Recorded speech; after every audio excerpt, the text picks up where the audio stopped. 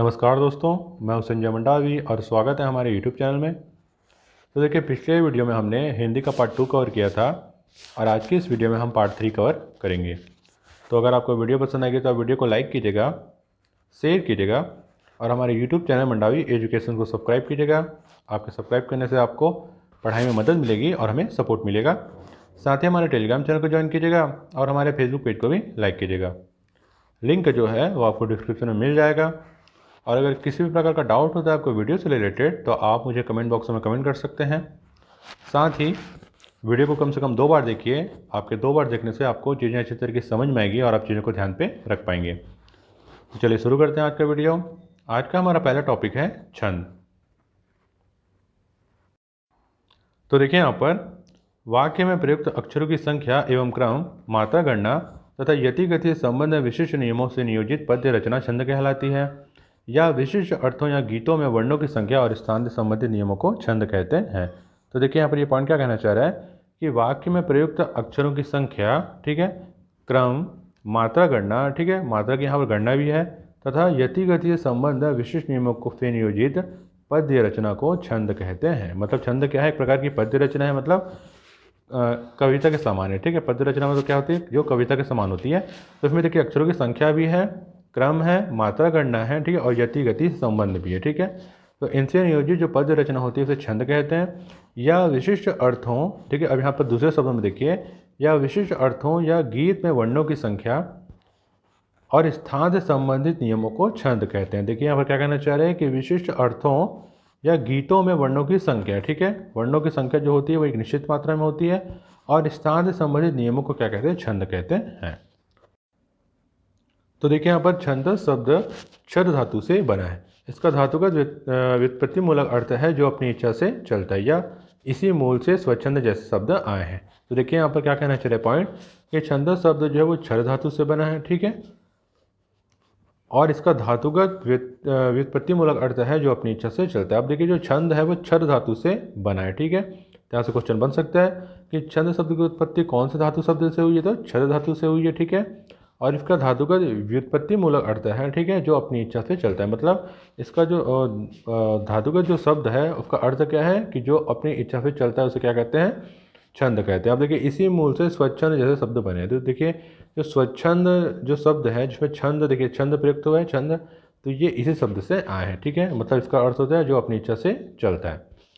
अब यहाँ पर देखिए अगला पॉइंट है वर्णों की संख्या, क्रम, मात्रा गणना तथा यति गति से संबंध रखने नियम सृष्टि से नियोजित पद्य रचना छंद कहलाती है। गद्य का नियम यदि व्याकरण है तो छंद पद्य काव्य की रचना का मानक है। तो यहाँ पर देखिए पॉइंट क्या कहना चाह रहे हैं कि वर्णों की संख्या, क्रम, मात्रा गणना तथा यति गति से संबंध रखने नियम सृष्टि से नियोजित पद्य रचना छंद कहलाती है। हमने पहले ही पढ़ लिया है कि मात्रा गणना है, यति गति है, ठीक है, वर्णों की संख्या है, इनसे नियोजित जो पद्य रचना होती है वो क्या कहलाती है? छंद कहलाती है। गद्य का नियम यदि व्याकरण है तो छंद या पद्य काव्य की रचना का मानक है।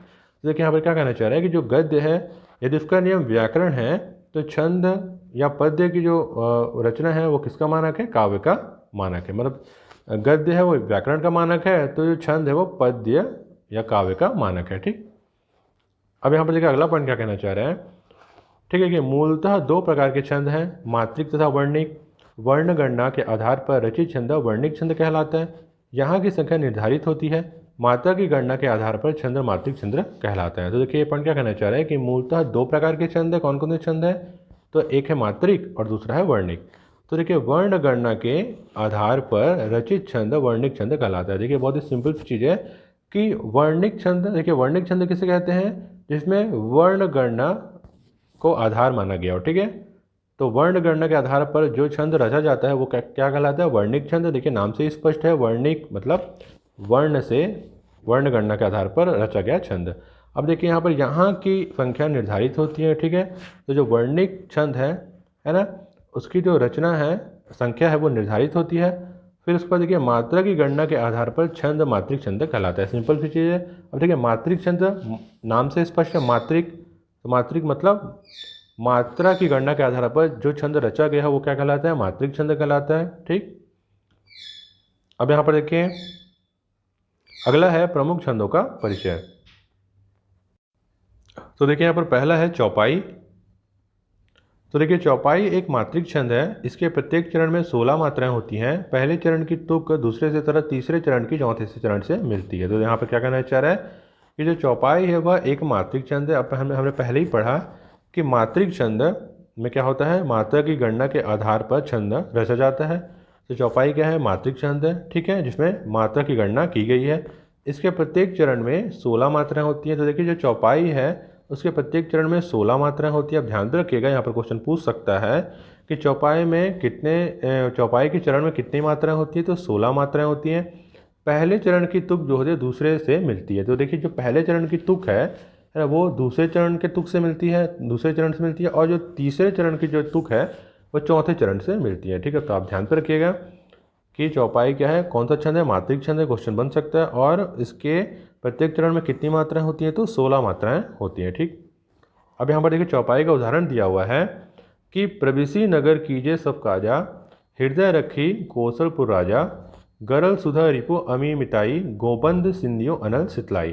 तो देखिए यहाँ पर देखिए प्रत्येक चरण में जो है वो 16 मात्राएं हैं। ठीक है, आप यहाँ पर मात्रा गिन सकते हैं तो आपको दिख जाएगा प्रत्येक चरण में 16 मात्राएं हैं। ठीक, और यहाँ पर देखिए पहले चरण की जो तुक है वो दूसरे से मिलती है। देखिए जो पहले चरण की तुक है, देखिए तुक किससे कहते हैं, देखिए जो काजा है, ठीक है, काजा, तो आखिरी में क्या आया, जा आया।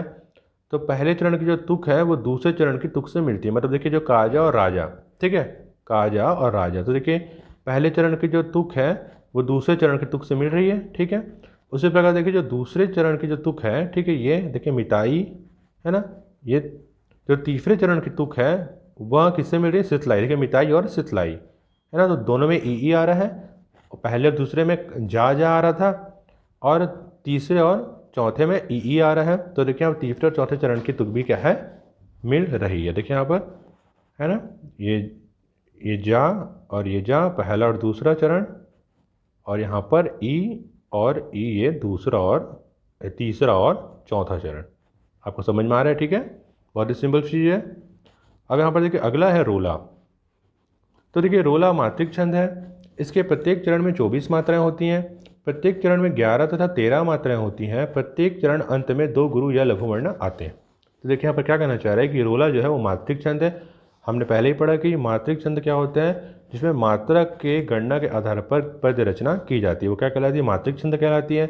इसके प्रत्येक चरण में 24 मात्राएं होती हैं। ध्यान पर रखिएगा कि रोला छंद के प्रत्येक चरण में कितनी मात्राएं होती हैं, 24 मात्राएं होती हैं। ठीक, क्वेश्चन बन सकता है।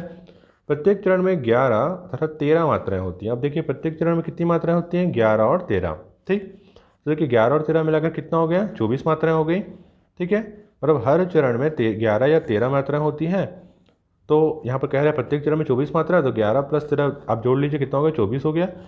प्रत्येक चरण अंत में 2 गुरु या लघु वर्ण बनाते हैं। अब देखिए गुरु और लघु से का क्या अर्थ है, मैं आपको बता रहा हूँ आगे उदाहरण से। तो देखिए यहाँ पर उदाहरण दिया हुआ है, ठीक है, कि जैसे हे देवी यह नियम सृष्टि में सदा अटल है, रह सकता है वहीं सुरक्षित जिसमें बल है, निर्बल का है नहीं जगत में कहीं ठिकाना, रक्षा साधन उसे प्राप्त हो चाहे नाना। तो यहाँ पर देखिए प्रत्येक चरण में जो है 24 मात्रा है। ठीक, आप कैलकुलेट कर लीजिएगा, आपको दिख जाएगा। ठीक है, 24 मात्रा है। और यहाँ पर देखिए क्या बोल रहा है कि प्रत्येक चरण के अंत में 2 गुरु या लघु वर्ण आते हैं, या तो गुरु आएगा या तो लघु वर्ण आएगा। ठीक, प्रत्येक चरण के अंत में।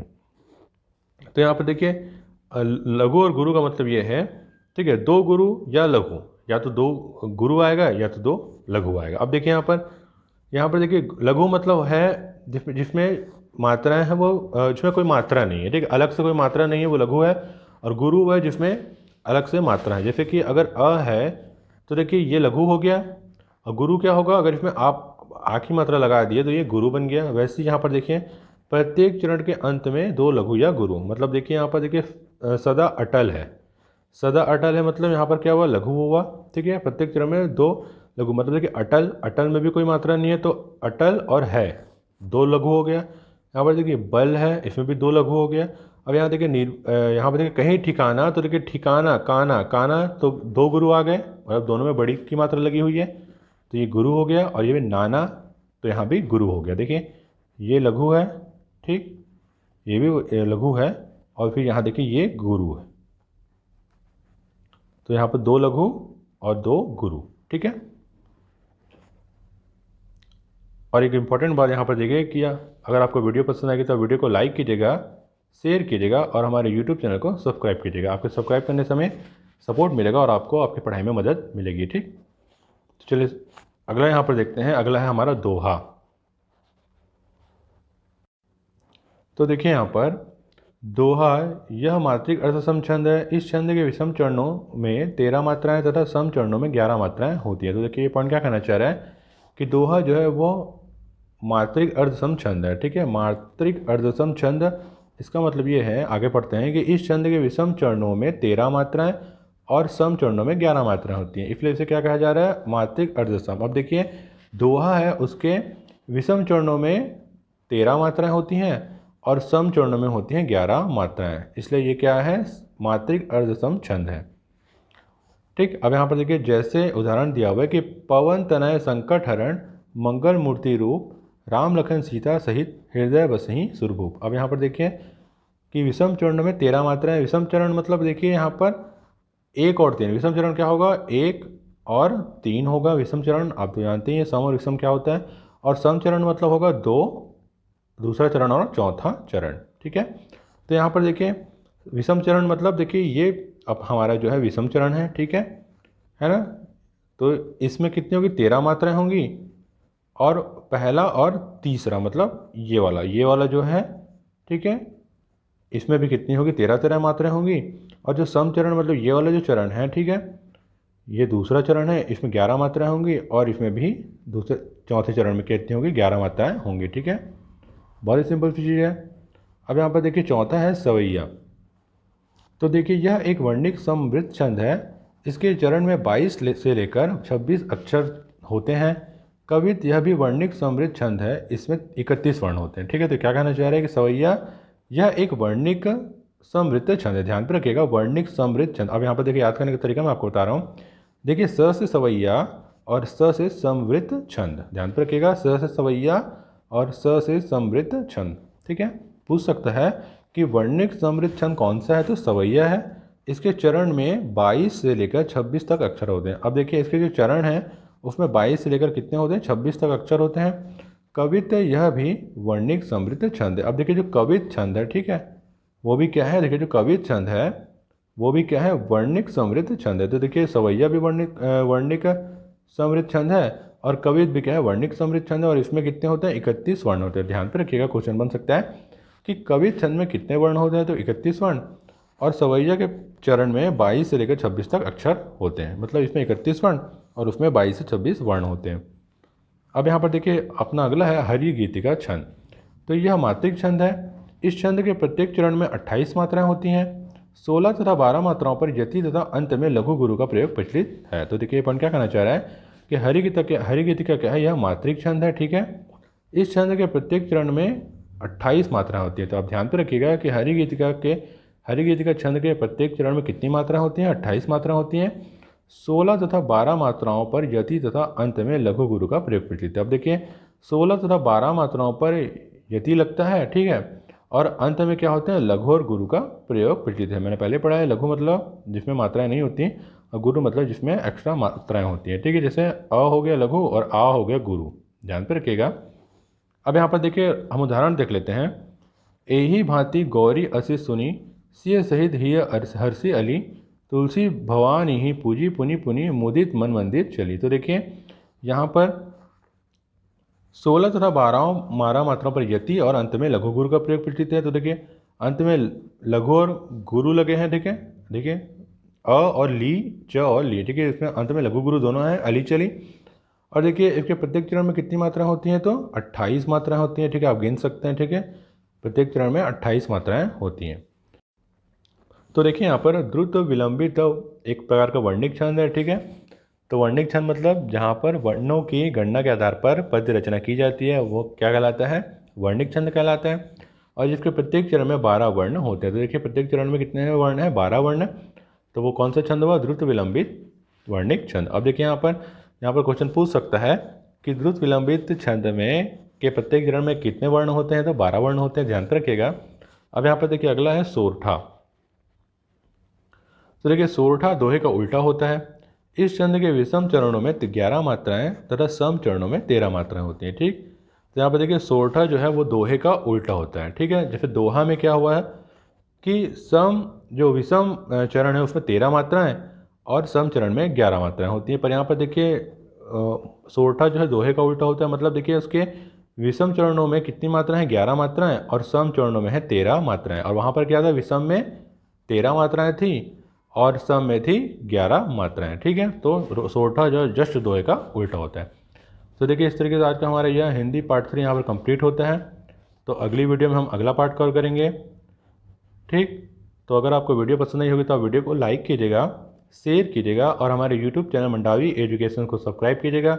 आपके सब्सक्राइब करने से हमें सपोर्ट मिलेगा और आपको आपकी पढ़ाई में मदद मिलेगी। ठीक, साथ ही हमारे टेलीग्राम चैनल को ज्वाइन कीजिएगा और हमारे फेसबुक पेज को भी लाइक कीजिएगा। लिंक जो है वो डिस्क्रिप्शन में दे दिया गया है। और अगर किसी भी प्रकार का डाउट होता है आपको वीडियो से रिलेटेड तो आप मुझे कमेंट बॉक्स में कमेंट कर सकते हैं। और एक इम्पॉर्टेंट बात कि आप वीडियो को कम से कम 2 बार देखिए, जिससे आपको चीज़ें अच्छी तरीके से समझ में आएगी और आप चीज़ों को ध्यान पे रख पाएंगे। ठीक है, तो मिलते हैं फिर अगली वीडियो में, तब तक के लिए धन्यवाद, नमस्कार।